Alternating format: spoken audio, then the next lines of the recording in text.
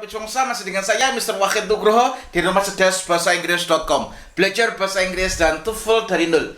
Marilah kita belajar bersama di channel Rumah Cerdas Bahasa Inggris.com ini. Semoga channel ini bisa membantu Anda untuk belajar, khususnya bagi teman-teman yang mempersiapkan untuk tes beasiswa maupun lanjut studi baik S2 maupun S3. Dan syukur alhamdulillah saya dalam keadaan sehat. Anda yang sedang menonton video kali ini juga saya doakan Anda dalam keadaan sehat sehingga kita sama-sama bisa belajar di channel Rumah Cerdas Bahasa Inggris.com ini. Saya ucapkan terima kasih kepada teman-teman yang sudah memesan buku-buku saya, baik itu belajar konsep belajar TOEFL dari nol maupun belajar listening TOEFL dari nol. Dan syukur alhamdulillah banyak sekali yang sudah lolos tes TOEFL-nya. Mereka ngasih testimoni kepada saya di Rumah Cerdas Bahasa Inggris.com phone number atau nomor teleponnya Rumah Cerdas Bahasa Inggris.com. Dan semoga teman-teman yang belum lolos, Anda juga bisa menyusul teman-teman yang lain untuk lolos tes TOEFL-nya. Nah, di sini saya akan membahas 3 soal yang ada di papan ini. Ini saya ambilkan dari bukunya Longman. Dan bagi Anda yang sudah memiliki basic bahasa Inggris yang bagus, ini akan sangat membantu Anda. Tapi kalau Bapak Ibu masih levelnya intermediate ke bawah atau basic ke intermediate, saran saya Anda membaca atau mempelajari buku dan e-course dari konsep belajar TOEFL dari nol dan belajar listening TOEFL dari nol lebih dahulu. Supaya apa? Supaya Anda bisa mengikuti proses pembelajarannya di video-video yang ada di YouTube saya. Oke, untuk menyingkat waktu, mari kita langsung belajar untuk menganalisis pola yang ada dalam listening. Seperti yang saya jelaskan di video-video saya sebelumnya, perlu Bapak Ibu ketahui bahwasanya dalam listening itu jarak antara satu soal dengan soal selanjutnya, contoh di sini soal 16 ke soal 17, waktunya adalah 12 detik. 12 detik. Waktu 12 detik ini Anda harus memanfaatkan dengan sebaik-baiknya untuk membaca pilihan ganda dan menentukan jawabannya. Maka dari itu, sebelum narator membacakan percakapannya antara laki-laki dan perempuan dan ditanyakan oleh narator, Anda sudah harus membaca dengan cepat pilihan gandanya. Kenapa? Supaya ketika narator, baik itu laki-laki, perempuan, dan pertanyaan dari narator itu membacakan percakapan, Anda sudah ada gambaran dalam otak. Maka teknik yang saya gunakan 6 detik Anda gunakan untuk membaca pilihan ganda dengan cepat. Jadi sebelum narator membacakan percakapan ini, karena nanti di buku, di tes, di soal atau di buku tes Anda itu tidak ada skripnya, tapi hanya ada pilihan gandanya. Maka dari itu, sebelum narator membacakan percakapannya, Anda harus membaca pilihan ganda dengan cepat. Tujuannya apa? Saya ulangi lagi, tujuannya apa? Tujuannya supaya ketika narator membacakan percakapannya, otak Anda sudah ada memori atau sudah ada informasi tentang kira-kira nanti pertanyaannya seperti apa. Contoh, di sini sebelum narator membacakan percakapannya, Anda harus membaca dengan cepat 6 detik pilihan gandanya. Students who wants to change schedule should form a line. It is only possible to make 4 changes in the schedule. It is necessary to submit the form quickly. Problems occur when people don't wait their turn. Nah, di sini Anda harus baca dengan cepat dan Anda harus membaca dengan cepat dan menangkap kira-kira tentang apa. Student who wants to change the schedule, murid-murid yang ingin merubah jadwalnya should form a line. Nah, jadi should form a line, nah, harus mengisi formulir a line ya. A line itu apa? Should form harus mengisi formulir a line. Ya, line ya. Line itu apa ya? Bisa antri atau urut ya, secara urut. Terus, it is only possible to make 4 changes in the schedule. Ini mungkin Ini hanya mungkin untuk merubah empat kali perubahan, 4 change, 4 kali perubahan in the schedule di jadwal atau schedule-nya. It is necessary to submit the form quickly. Ini sangat penting untuk mengumpulkan the form, itu formulirnya quickly, dengan cepat. Problem occur, masalahnya terjadi ketika orang-orang tidak mau menunggu. Tidak mau menunggu, don't wait, tidak menunggu their turn, gilirannya. Minimal Anda bisa menebak dengan cepat. Nah, Anda bisa memperkirakan dengan cepat. Ini saya contoh tadi, saya membaca dengan cepat ya. Nah, terus di situ ada percakapan narator, woman sama man. Woman mengatakan, I haven't turned in my schedule change form yet. Do you think that's a problem? Saya belum. Nah, Anda harus tahu makna turn in. Turn in itu artinya submit. Nah, Anda harus tahu turn in itu artinya submit. Kalau di buku belajar listening TOEFL dari nol, itu Anda bisa lihat di halaman 238, di situ ada kata turn in. Turn in adalah go to bed atau submit.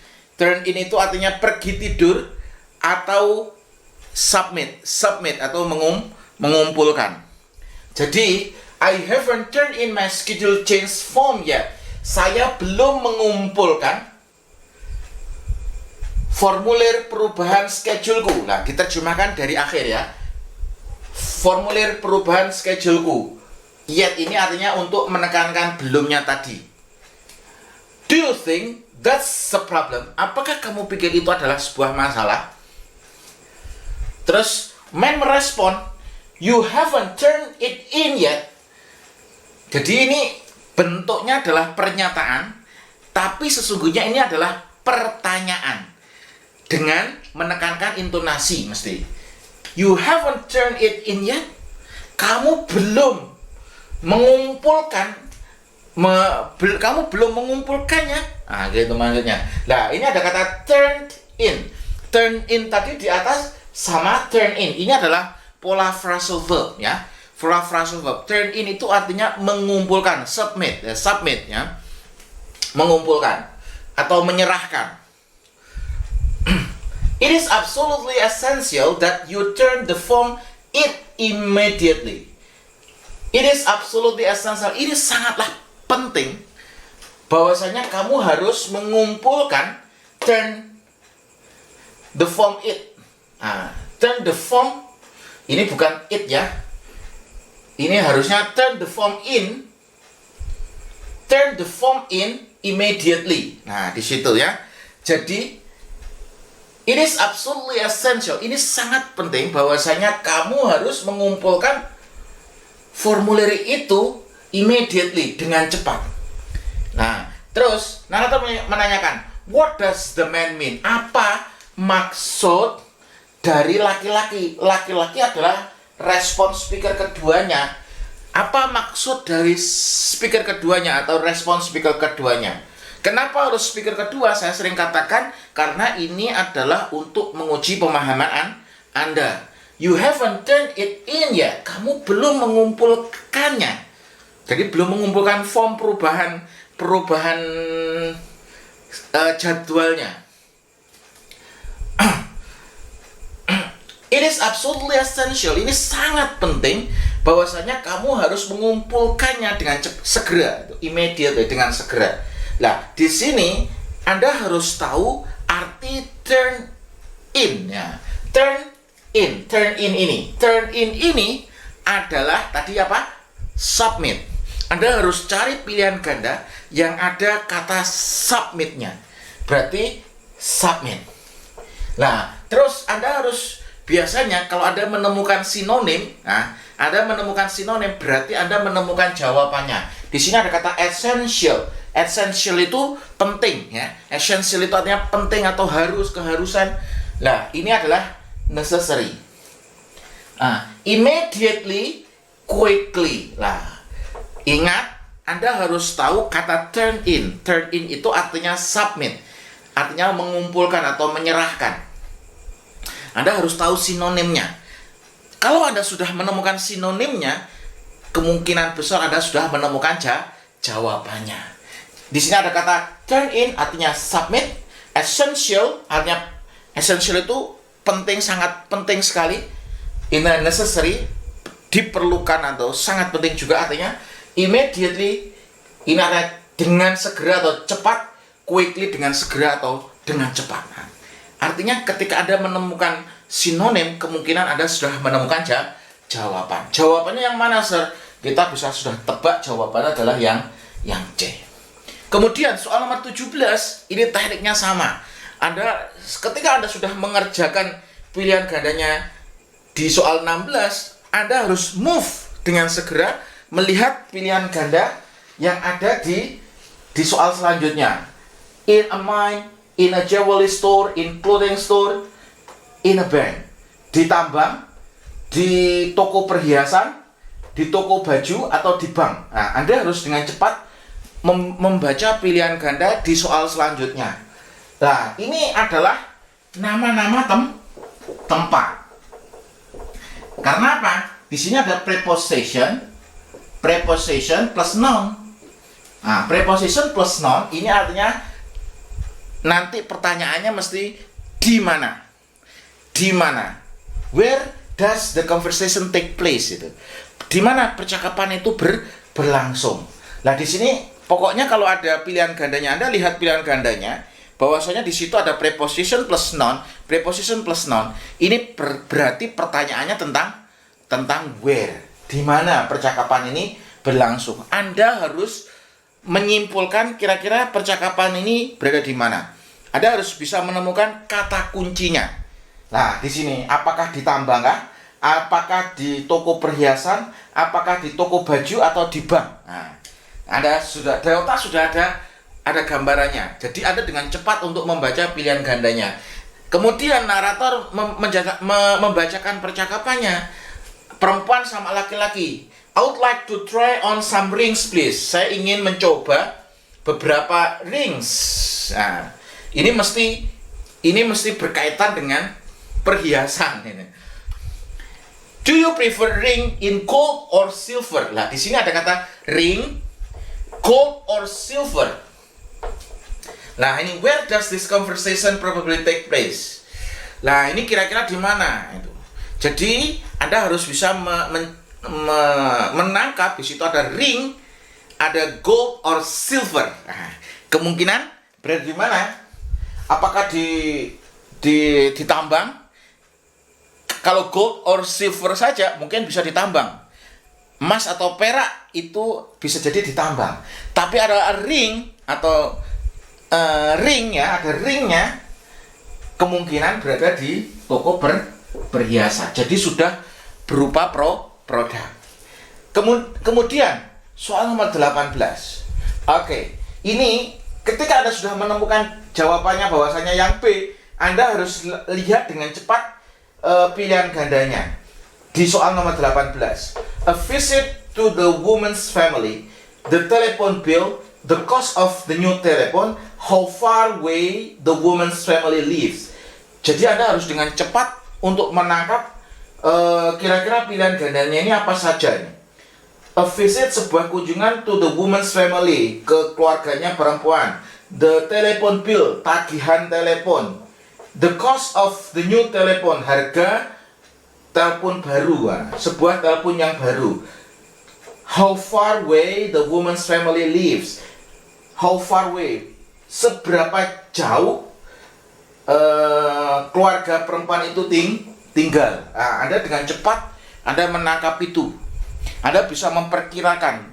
Tidak 100% benar, nggak masalah. Tapi minimal Anda sudah bisa memprediksikan kira-kira nanti soalnya tentang apa. Tentang kunjungan keluarganya perempuan, atau tentang tagihan telepon, atau harga telepon yang sebuah telepon yang baru, atau seberapa jauh keluarganya perempuan itu tinggal, Anda bisa menangkap dengan cepat. Set, langsung ketika narator membacakan skripnya, look at this, lihat ini. You made an awful lot of long distance call last month. Lihat ini. Nah, jadi mungkin menyodorkan tagihannya. Lihat ini. You made an awful lot of long distance call last month. Kamu membuat telepon panggilan jarak jauh yang banyak sekali bulan kemarin. Jadi kamu nelpon terus ini.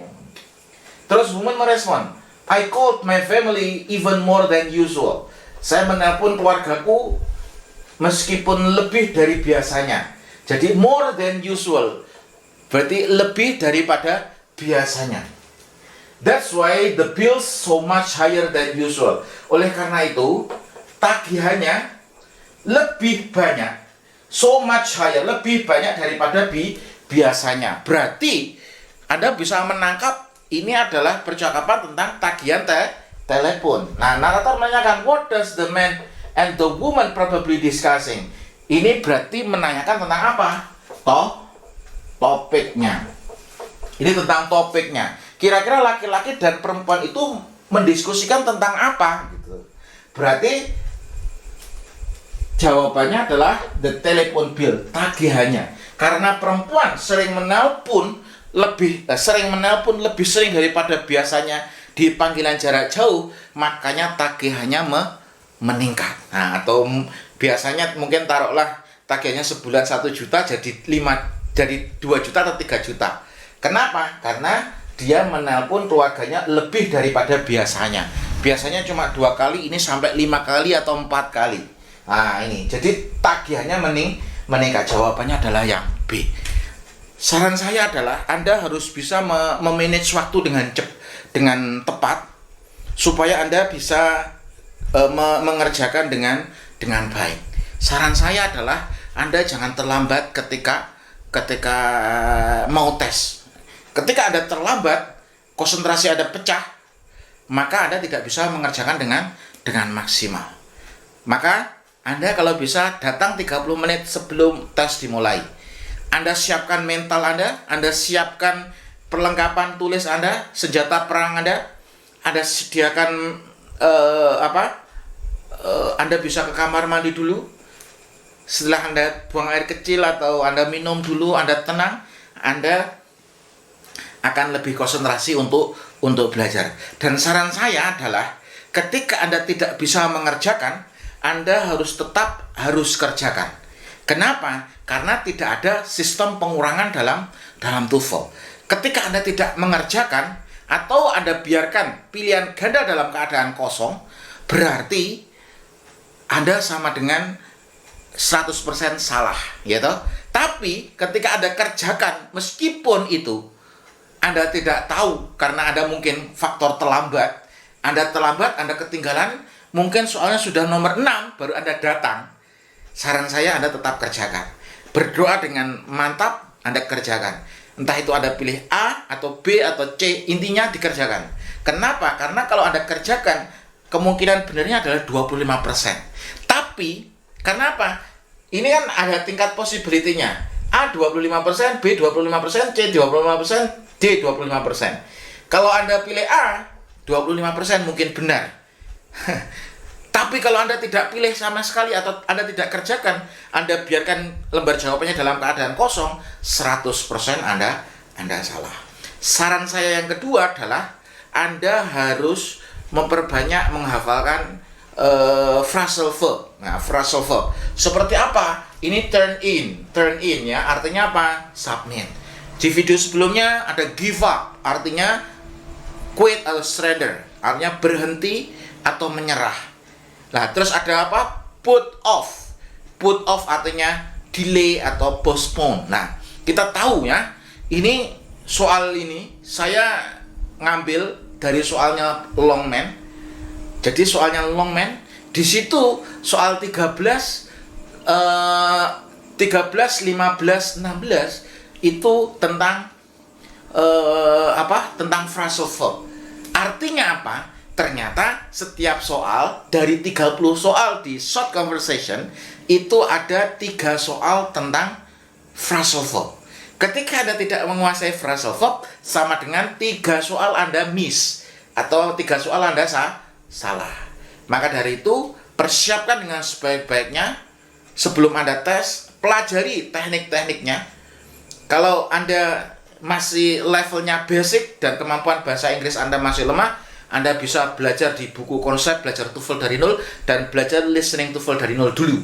Baru nanti setelah belajar itu Anda siap tes. Semoga video ini bermanfaat, terus belajar tingkatkan kemampuan, dan mohon maaf jika ada kesalahan, dan saya akan terus mengajari Anda supaya Anda semakin sukses dan berhasil di studi maupun di karir. Sekian video ini, semoga bermanfaat. Terima kasih.